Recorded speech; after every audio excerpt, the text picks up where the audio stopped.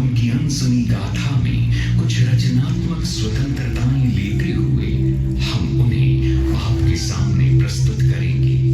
ध्वनि, प्रकाश और दृश्यों के अद्भुत समागम के माध्यम से हमारी कहानी के दो सूत्रधार हैं। एक, भारत, जिसकी पावन भूमि पर जन्म लिया इन वीरांगनाओं ने, और दूसरे, इन वीरांगनाओं का अलग अलग रूप लेने वाली भारत की बेटी शक्ति। तो प्रस्तुत है वीरांगनाओं की महागाथा।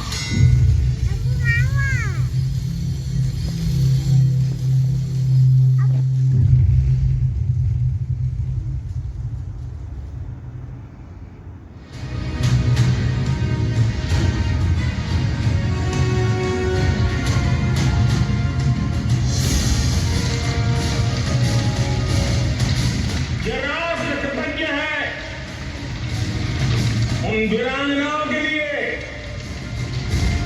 रानी लक्ष्मीबाई हो, झलकारी बाई, दुर्गा भाभी, रानी गायत्री हो, रानी जयम्मा, बेगम हजरत महल, बेलू निथियार।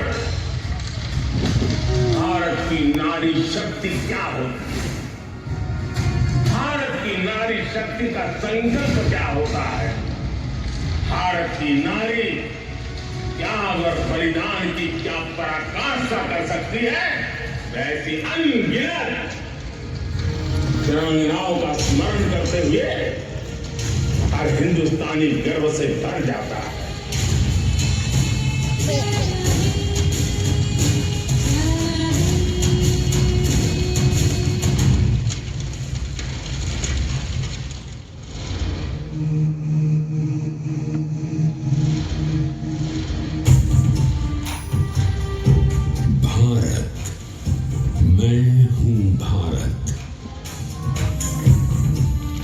साक्षी हूं बनते बदलते इतिहास का। मैं साक्षी हूं समर्पण और विश्वास का। मुझ पर न जाने कितने ही आक्रमण हुए,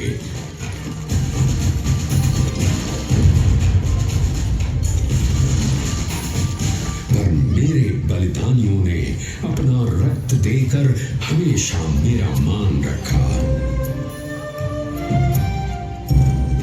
इन बलिदानियों में ऐसी कई वीरांगनाएं भी रही जिन्होंने मेरे स्वाभिमान को बचाने की लड़ाई लड़ी।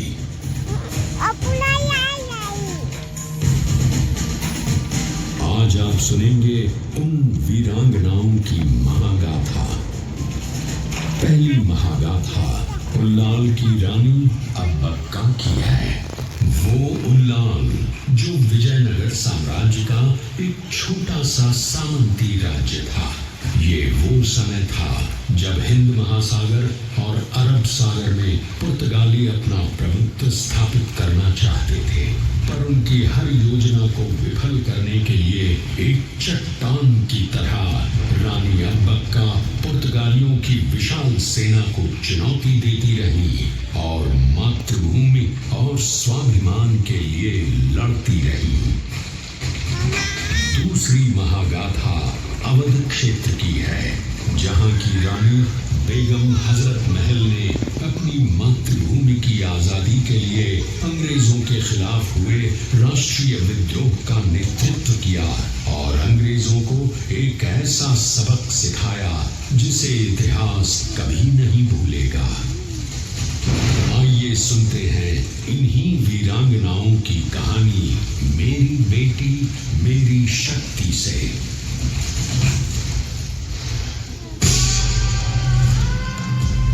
मैं शक्ति हूँ, मैं भारत की बेटी हूँ, मैं राष्ट्र की भक्ति हूँ, मैं भारत की शक्ति हूँ। अग्नि की लपक हूँ मैं,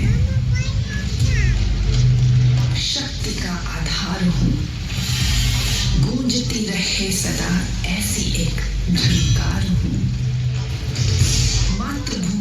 मुझे गौरव है, अभिमान है, जो कभी झुके नहीं, ऐसी एक ललकार हूं।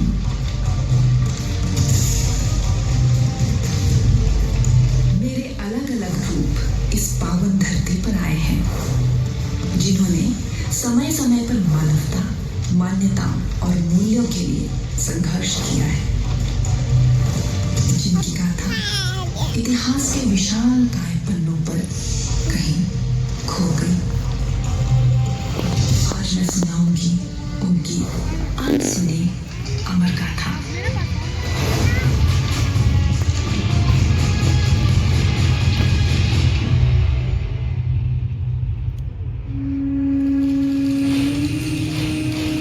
शताब्दी की शुरुआत थी।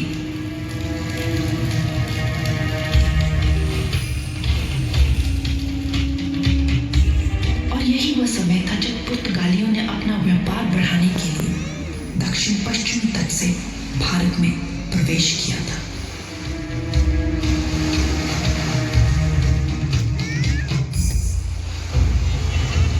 पुर्तगालियों की नौसैनिक श्रेष्ठता के कारण कोई भी राज्य उनसे प्रतिरोध करने की हिम्मत नहीं जुटा पाता था।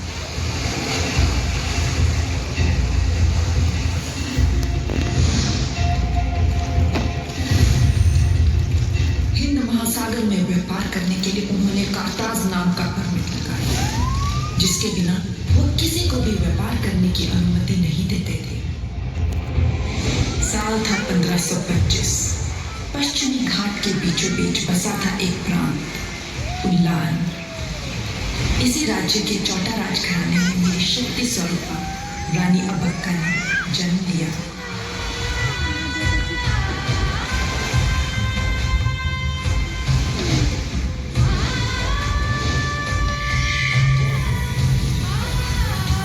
अबक्का के मामा तिरुमल राय ने उन्हें तलवारबाजी, शासन व्यवस्था और प्रशासन में प्रशिक्षित करवाया। कम उम्र में ही उनका राज्याभिषेक उल्लाल की रानी के रूप में कर दिया गया।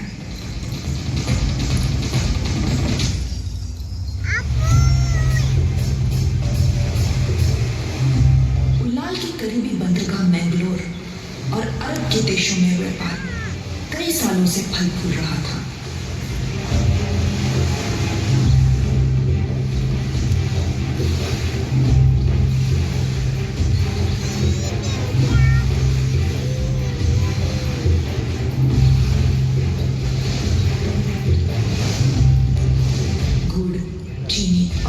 मसाले जैसे काली मिर्च की यूरोप में बहुत मांग थी। इसीलिए पुर्तगाली हर हाल में उल्लाल पर कब्जा करना चाहते थे। रानी को इस बात का पूरा एहसास था कि जिन जिन राज्यों पर पुर्तगालियों ने कब्जा किया था, उन लोगों पर घोर अत्याचार किया जा रहा था। अबक्का पुर्तगालियों के इरादों से वाकिफ थी। वो अपने राज्य की सुरक्षा के लिए सतर्कता और संयम से आगे बढ़ी। और जब पुर्तगालियों ने व्यापार की आड़ में रानी पर कर देने का दबाव डाला, तो रानी ने कर देने से साफ इनकार कर दिया। उल्लाल की माटी हमारी है, कर मांगने का अधिकार कहाँ से मिला तुम्हें? बता दो अपने कमांडर को। उल्लाल और उल्लाल की रानी किसी के आगे नहीं झुकेंगे।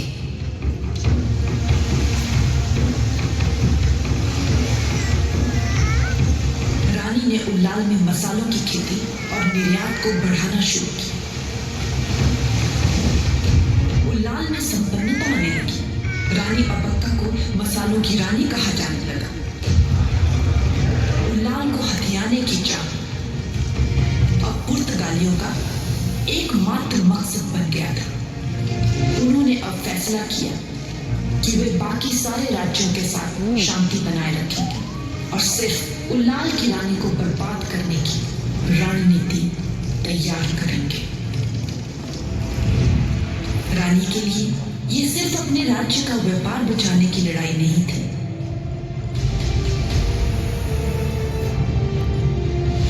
व्यापार नहीं था उस दिल में, वो मातृभूमि का प्यार था, अपनी शर्तों पर खड़ी रही एक स्वाभिमान भरा संसार था। स्वाभाविक रूप से शांत रानी और उल्लाल की प्रजा को हिंसा की कगार पर बार बार धकेला जा रहा था। 1567 में जनरल पियाक्सोटो ने उल्लाल पर धावा बोल दी। रानी अबक्का ने अपने नेतृत्व का प्रदर्शन किया और पुर्तगालियों को हराने की योजना बनाई। डूबते सूरज की रोशनी से रानी में एक अलग ही शक्ति का सूर्योदय हुआ। उन्होंने पुर्तगालियों पर पूरी शक्ति के साथ आक्रमण किया। उन्होंने वीरता से जनरल पियाक्सोटो का अंत किया।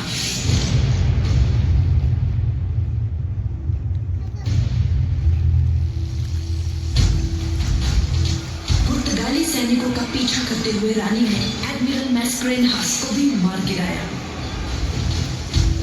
वीर रानी ने 70 पुर्तगाली सैनिकों को बंदी बना लिया।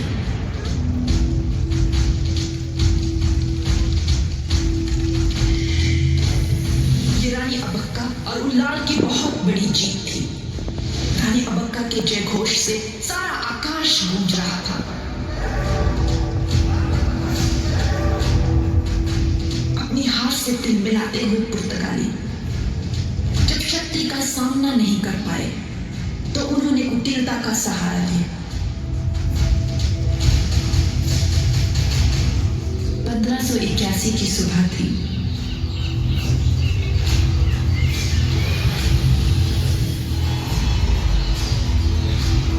रानी अपने परिजनों के साथ अपने आराध्य सोमनाथेश्वर भगवान की आराधना कर रही थी। उनके साथ बस गिनती के ही सैनिक थे।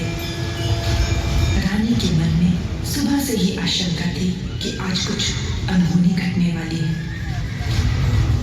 तभी एक जोर का धमाका हुआ। रानी ने देखा पुर्तगाली सैनिक अपनी जंगी जहाजों के साथ उल्लाल से कुछ ही दूरी पर तैनात थे। रानी की शक्ति की धधकती ज्वाला और प्रज्वलित हो गई।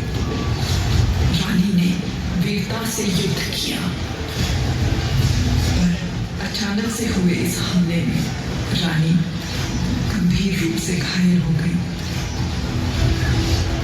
और अपने उल्लाल के लिए लड़ते लड़ते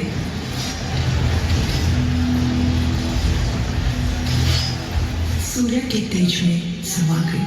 उन्होंने अपनी आखिरी सांस तक अपने स्वाभिमान और अपने उल्लाल का सर ऊंचा रखा। उस निडर निर्भय अभय रानी की जलती रही चिंगारी, उस स्वाभिमान को शत शत नमन, उस बलिदान को शत शत नमन, रानी अबक्का को शत शत नमन।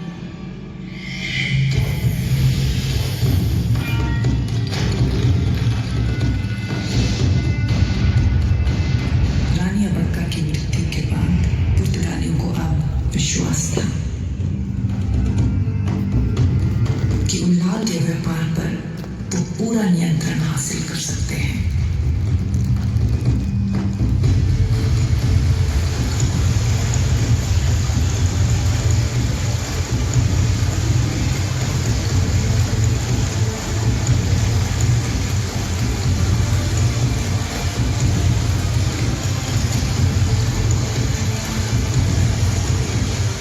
मगर उल्लाल में उम्मीद की किरण एक बार फिर जागी। वही रूप, वही शौर्य, स्वाभिमान की वही चिंगारी। दिखा ये सब कुछ इस बार अबक्का की बेटी ने, जिन्होंने अपनी मां की गौरवशाली गाथा को जीवित कर दिया।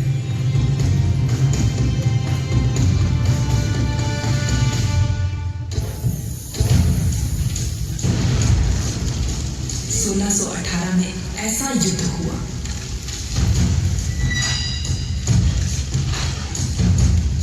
जिससे रानी अबक्का का नाम स्वर्णिम अक्षरों में लिख दिया गया। उस दिन सुबह रानी का जहाज मक्का से आ रहा था।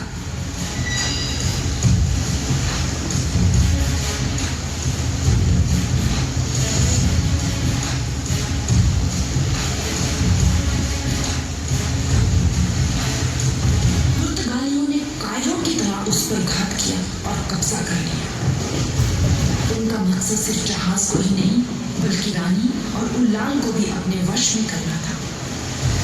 देखते ही देखते उनके जहाजों की संख्या बढ़ती गई और उल्लाल पर आक्रमण करने के लिए समंदर में तैनात हो गए। वे अपनी जीत के प्रति इतने आश्वस्त थे कि लड़ाई से पहले ही जीत के जश्न में डूब गए।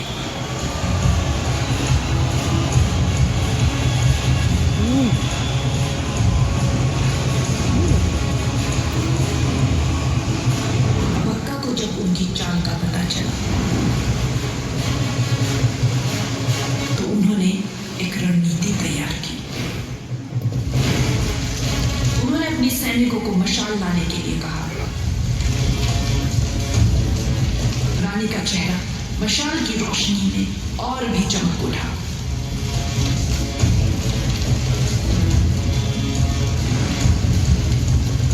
मशाल लेकर सैनिक छोटी छोटी नावों में दुश्मनों की तरफ बिना शोर किए आगे बढ़े।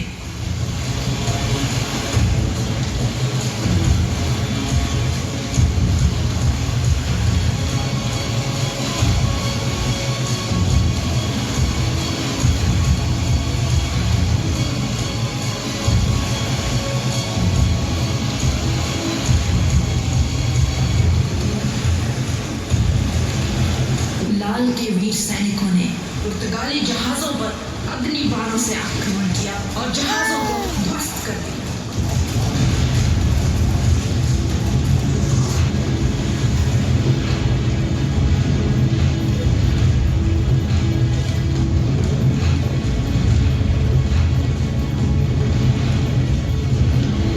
आखिरी धमाका तो यूं हुआ कि जैसे उल्लाल में जीत के पटाखे फूट रहे हों।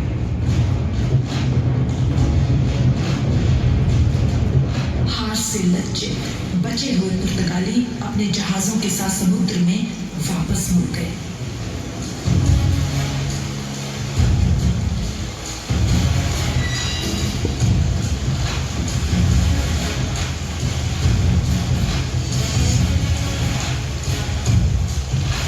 अपमानित पुर्तगालियों ने फैसला किया कि अब वह कभी वापस नहीं आएंगे।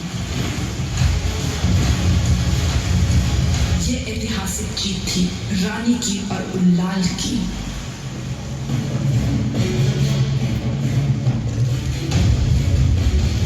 इन वीर रानियों का पराक्रम आज भी गूंजता है और सदा गूंजता रहेगा।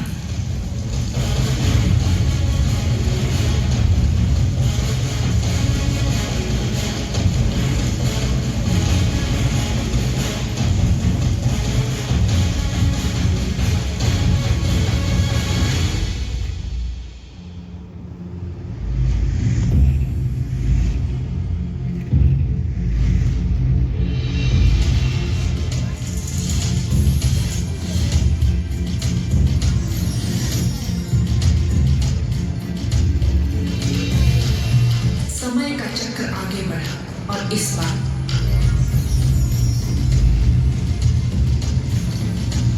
मेरी स्वरूपा को पुर्तगालियों का नहीं